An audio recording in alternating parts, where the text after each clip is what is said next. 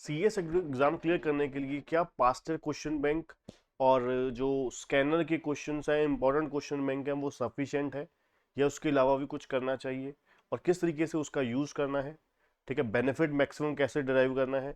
इन सभी क्वेश्चन का आंसर देने के लिए मैं सी संदीप रोड़ा आज आपके लिए लेकर आया हूँ एक छोटी सी वीडियो और आप लोगों के लिए गिफ्ट किस तरीके का जो सीएस एग्जीक्यूटिव के जून 24 एग्जाम में अपेयर होने जा रहे हैं, चाहे वो ग्रुप 1 में चाहे वो ग्रुप 2 में, सभी थ्योरी सब्जेक्ट्स में आपको जो pastor plus important question bank जिसको आप स्कैनर बोलते हो वो आपको फ्री ऑफ कॉस्ट मिलने जा रहा है। आप उसके लिए ज्वाइन कीजिए हमारा व्हाट्सएप चैनल, डिस्क्रिप्शन में आपको लिंक मिल जाएगा, लिंक पे डायरेक्टली क्लिक करके आप व्हाट्सएप चैनल पे पहुंच जाओगे तो वहां पर आपको एक वहां पर सभी जो बुक्स हैं उसके past year question bank plus important question मिल जाएंगे।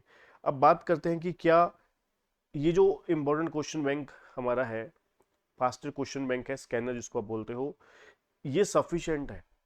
नहीं बच्चों। सिर्फ देखिए सीएस जैसे कोर्स में अगर आप बीकॉम की तरह, वहां पर आपको याद होगा 10 ईयर्स होते थे, है ना, अपना अलग अलग स्टेट्स में अलग अलग यूनिवर्सिटीज के अकॉर्डिंगली उनके जो जिसको वो अपना सजेस्टेड आंसर, कहीं पे स्कैनर, कहीं पे कुछ और वर्ड यूज है ना, तो यूज करते हैं वो सफिशिएंट होता था कि हर चैप्टर में दो चार क्वेश्चन होते थे सिलेक्टेड, तो उसी में से ही बार बार एग्जाम में आई जा रहे हैं। यहाँ पर ऐसा नहीं होता कि कुछ वही गिने चुने क्वेश्चंस में से वही बार बार आ जाएगा। तो इसलिए आपको यहाँ पर कुछ जबरदस्त स्ट्रेटजी बनानी पड़ेगी, प्रिपरेशन करनी पड़ेगी अगर रिजल्ट अपना इंश्योर करना चाहते हैं। देखिए एक तो है उन बच्चों के लिए जो क्या है, बिल्कुल ही ब्लैंक है, फॉर्म भर चुके हैं जस्ट, अभी उनके पास कोई किसी तरीके की स्टडी नहीं करी, तो उन बच्चों के लिए तो ये है कि आप जो लिमिटेड सा सिलेबस है, स्कैनर और पास्ट ईयर क्वेश्चन बैंक के सहारे ही आप जा सकते हो। ठीक है, हो सकता है तुक्का लग जाए, ठीक है। अदरवाइज बाकी बात करते हैं दूसरे बच्चों की, जो बच्चों ने तैयारी कर रखी है और अब और ज़्यादा इम्प्रूव करना चाहते हैं और ज़्यादा ब्रशअप करना चाहते हैं, बहुत ही सिक्योर, सेफ और कॉन्फिडेंट होना चाहते हैं एग्जाम में बैठने के लिए। तो वो लोग क्या करें? पहली बात, स्कैनर बुक उठाएं जो हमारी है, ठीक है, वो आपने ली। उसमें आपको चैप्टर वाइज वेटेज, आप सभी जो मान लीजिए कोई भी सब्जेक्ट है, एग्जाम्पल के तौर पर आपने कंपनी लॉ का सब्जेक्ट उठाया, वहां पे आप वेटेज देखिए कौन से चैप्टर की ज़्यादा अच्छी वेटेज है एग्जाम में, कितने मार्क्स का कौन सा चैप्टर आता है ना। फिर आप उसको बांट दीजिए कि भाई ये लॉन्ग चैप्टर है, ये मीडियम है, ये शॉर्ट है। अब फिर पहले ज़्यादा से ज़्यादा वही चैप्टर रिवाइज कीजिए जो छोटे हैं और वेटेज भी ठीक है उनकी, क्योंकि वो बहुत जल्दी हो जाएंगे, बहुत इजी होंगे, है ना। उसमें जो वैरायटी ऑफ क्वेश्चन आने के चांसेस कम होते हैं, बहुत ही लिमिटेड होता है।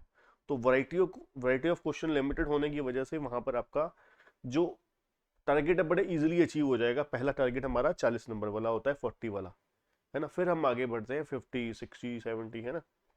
तो पहला टारगेट हमारा बड़ा इजीली अचीव हो जाएगा जब छोटे छोटे चैप्टर्स को हम टारगेट करेंगे। फिर उसमें से भी आप इंपॉर्टेंट क्वेश्चन आपको दिख जाएगा कि वहां पर खाली ऐसा नहीं है कि इंपॉर्टेंट क्वेश्चन और आंसर दिए हुए हैं, आंसर जो है बिल्कुल एग्जाम ओरिएंटेड, जो आपके सजेस्टेड आंसर में दिए हुए हैं, बिल्कुल उसको इम्प्रूव करके पॉइंट वाइज बना के लिखा हुआ है बहुत ही अच्छे तरीके से।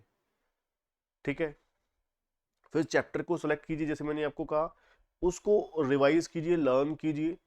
ठीक है, अब वहां पर सबसे इंपॉर्टेंट बात आती है कि इससे आपको फायदा क्या होगा। फायदा आपको सबसे बड़ा ये होगा कि आपको ये पता लग जाएगा, ये जो मैंने सिलेबस कंप्लीट कर रखा है इसमें से कौन से, अब एक महीना पूरा पड़ा है तो लास्ट एक महीने में आपको कौन से चैप्टर्स पे मल्टीपल रिवीजन करनी है। अब दोबारा दोबारा तो पढ़ने बैठ नहीं जाओगे उनको, है ना, दोबारा दोबारा तो पढ़ने बैठ नहीं सकते। तो क्या करना पड़ेगा, तरीका क्या अपनाना पड़ेगा? तरीका यही अपनाना पड़ेगा कि हमें जो इंपॉर्टेंट क्वेश्चंस है उसको मल्टीपल रिवीजन्स, ठीक है, और चैप्टर को भी अपने वे से रिवाइज करते जाइए। ठीक है, this is the easiest way to get benefit from the scanner, past year question bank और इंपॉर्टेंट क्वेश्चन बैंक। ठीक है, उससे आपका मैक्सिमम रिजल्ट निकलेगा।